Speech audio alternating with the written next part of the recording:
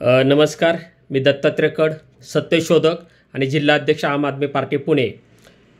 मित्रांनो, आपल्याला देशाला स्वातंत्र्य मिळून 75 वर्ष झाली आणि या 75 वर्षामध्ये आपल्या ज्या जनतेच्या समस्या आहेत त्या खऱ्या सुटायला पाहिजे होत्या, कमी व्हायला पाहिजे होत्या, पण तसं काही झालं नाही। उलट्या जनतेच्या समस्या आहेत त्या गंभीर झाल्या। मग त्याच्यामध्ये शेतीचा प्रश्न आहे, शिक्षण आहे, आरोग्य आहे, रोजगार आहे, भ्रष्टाचाराचा प्रश्न गंभीर झालेला आहे, कायदा सुव्यवस्था आहे, जातीय तणाव वाढलेला आहे, महिलांचे प्रश्न वाढलेले आहेत।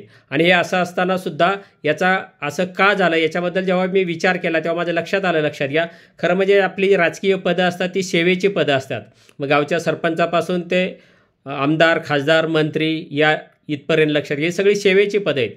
पण दुर्दैवानं असे की सेवेची पदं असतानासुद्धा हे बाजूला राहिलं आणि ही सगळी मोठेपणासाठी पदं वापरणं चालू झालं। म्हणजे राजकारण हे कशासाठी करायचं, तर मोठेपणासाठी, प्रतिष्ठेसाठी, लोकांच्यात मिरवण्यासाठी करायचं, असा याच्या चुकीची रूढी, परंपरा, अंधश्रद्धा निर्माण झाली। आणि याचा परिणाम असा झालेला आहे की जनतेच्या समस्या सुटण्याऐवजी उलट्या समस्या गंभीर झालेल्या आहेत, लक्षात घ्या। आणि 75 वर्ष देशाला स्वातंत्र्य मिळूनसुद्धा त्या समस्या गंभीर झाल्या। याचं कारण आहे की जेव्हा मोठेपणासाठी, प्रतिष्ठेसाठी राजकारण केलं जातं, लोकांच्यात मिरवण्यासाठी, तेव्हा लोकांचे प्रश्न बाजूला पडतात आणि आपल्याला मोठेपणासाठी, प्रतिष्ठेसाठी राजकारण केलं जातं आणि तेव्हा सर्वसामान्य जनतेच्या समस्याला काही किंमत राहत नाही, लक्षात घ्या। आणि हे केवळ कारण आहे। मी कित्येक इलेक्शनचा माझा निवडणुकीचा स्वतःचा अनुभव आहे। मी 2-2, 3-3 निवडणूक ग्रामपंचायतीपासून खासदारकीपर्यंत पाहिलेले आहेत, लक्षात घ्या। आणि त्याच्यामध्ये फक्त एखादा खेळ असतो आणि त्या खेळामध्ये कसं असतं, फक्त तो जिंकायचं, लक्षात घ्या, एवढंच असतं। जिंकल्यानंतर पुढं काही नसतं। सेम राजकारणामध्ये तसं झालेलं आहे। फक्त निवडणूक प्रक्रियेपर्यंत महत्त्व असतं। जेव्हा निकाल लागतो, उमेदवार निवडून येतो, तेव्हा जनतेच्या प्रश्नाला अगदी 5-10% सुद्धा किंमत नसते, लक्षात घ्या। मग तिथपर्यंतच राजकारण केलं जातं आणि दुर्दैव असं आहे याच्यामुळे जनतेच्या समस्या गंभीर झालेल्या आहेत। त्यामुळे माझी तुम्हाला सर्वांना विनंती आहे, आणि या मोठेपणाच्या राजकारणामुळे काय झालं तर प्रचंड प्रमाणात भ्रष्टाचार वाढला। मोठेपणाच्या राजकारणामुळे परत निवडून यायचं, याच्यामुळं जातीय द्वेष वाढवायला सुरुवात झाली, जातीय तणाव वाढवायला सुरुवात झाली, लक्षात घ्या।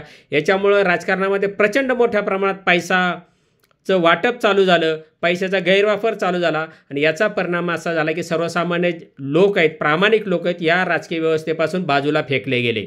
आणि मित्रांनो, मग लोकशाही कमजोर झाली, याच्यामुळे संस्था कमजोर झाल्या, याच्यानंतर अर्थव्यवस्था मंदावली, बेरोजगारी वाढली आणि विदेशी गुंतवणूकसुद्धा कमी झाली। हे तर परिणाम आहेतच। म्हणून हे केवळ झालं असेल तर मोठेपणाच्या, प्रतिष्ठेच्या, लोकांच्यात मिरवण्याच्या या राजकारणाच्या विचारामुळं प्रचंड प्रमाणात मोठं नुकसान झालं, जनतेच्या समस्या गंभीर झाल्या।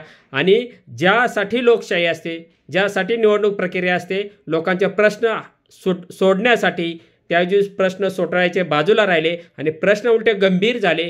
त्यामुळे याच्याकडे आपल्याला सिरियसली पाहिलं पाहिजे। आत्ताच आपलं वाटोळं झालेलं आहे, लक्षात घ्या। ही जर परिस्थिती नाही सुधारवली तर आपलं आणि आपल्या मुलांचं भवितव्य त्याचं अजून वाटोळं झाल्याशिवाय राहणार नाही।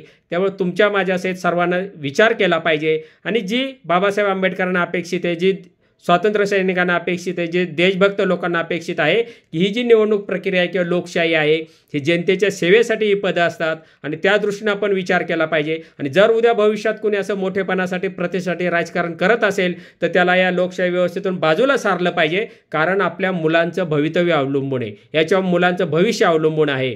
आणि म्हणून मित्रांनो, इथून पुढच्या काळामध्ये तरी आपण विकासाचा मुद्दा समोर ठेवूनच राजकारण करूया आणि जो आपला विकासाचे मुद्दे चांगले नेईल त्यांच्या पाठीशी आपण खंबीरपणे उभं राहाल, एवढीच मी अपेक्षा व्यक्त करतो आणि थांबतो। ते आपलं कर्तव्य समजाल। धन्यवाद।